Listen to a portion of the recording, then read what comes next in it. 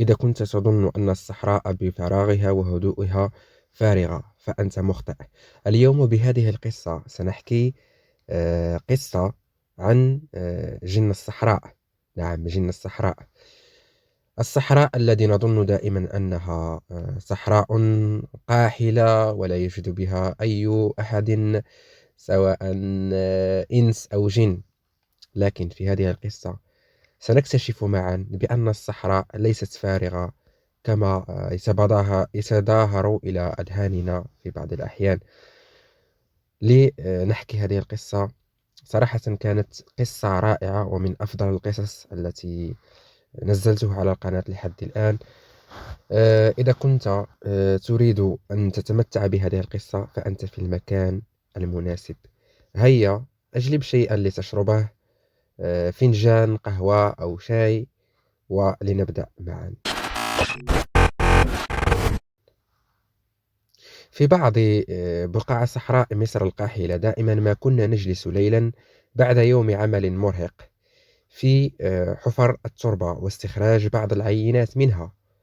يبدأ المتخصصين منا في فحص تلك العينات أثناء الليل، والبعض الآخر يذهب ليغض في النوم بعد الإعياء الذي حل به من عناء العمل. أما الآخرين والذين ما زال فيهم رمق العيش بأجساد بطولية تتحمل السهر، يجتمعون سويا بجوار مخيمات المبيت مع خفر الحراسة الذين يوقدون لنا النار للتدفئة، والتي تساعد أيضا على الإنارة للسمر حولها. ثم يحضر البعض الآخر منهم العشاء في أواني ضخمة تستوعب ما يملأ بطون هذا العدد المتجمع. أمر قائد الحراسة لدينا بعض جنوده القائمين على إعداد الطعام بأن يحضروا العشاء كي ننعم به في هذا الجو السامر. فانصاعوا له، وبعد أقل من دقيقتين قدم إلينا أحدهم يهرول وعيناه تملأهما الرعب، وهو يلهث ويتحدث بكلمات سريعة توهمك، وهو يصدر مختلطة مع أنفاسه الهائجة كأنه يتحدث بلغة أقدمنا عليه. وحاول كل منا تهدئته حتى استجمع شتات نفسه وقال لنا إن حلة الطعام، يعني القدر، قد اختفت. عندما أخذ بعضنا يضحك يظنه يتصنع الأمر، فأخذ يقسم بالإيمان الحلة قد اختفت فعلا. سأله قائد الحراسة وهو ينهره: كيف تختفي حلة الطعام؟ من المؤكد أن أحدا من الموجودين قد أخفاها كي يمزح معك ومعنا. هنا بدأ الحراس في الارتجاف وهو ينظر حوله وقال له: لا يا سيدي، إنهم العفاريت.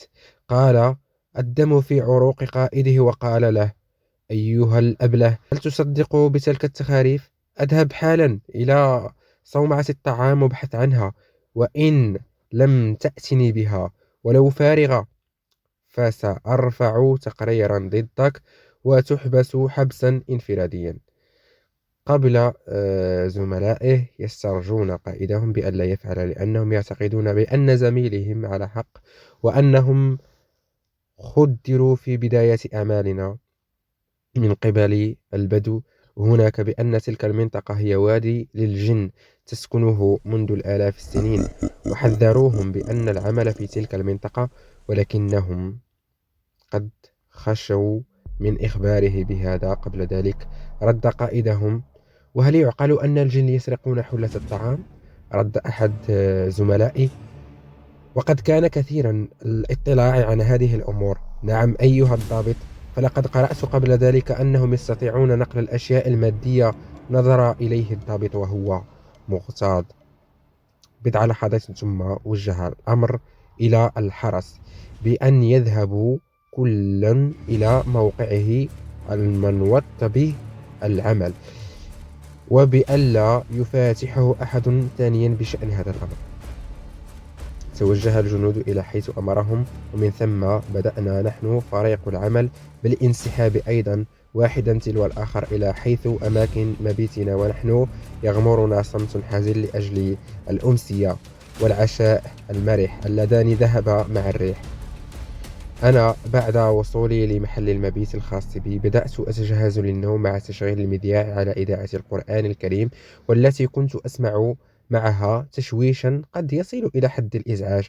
وقد أوعزت ذلك حينها إلى ضعف الإرسال نظرا بعيدين عن العمران.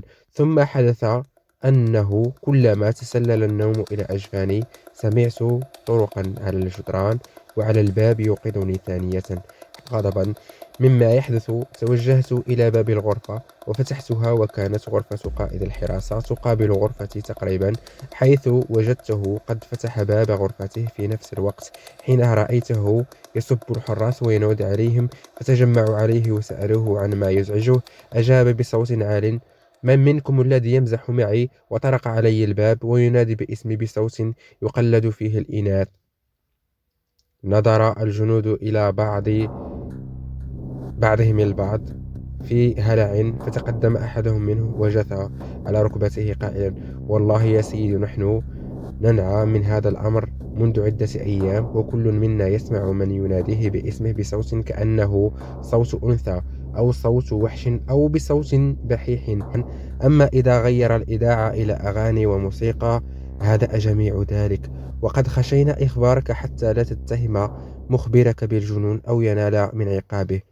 أما الآن فأرجو أن تكون قد صدقت بجميع حديثنا بشأن ذلك الأمر.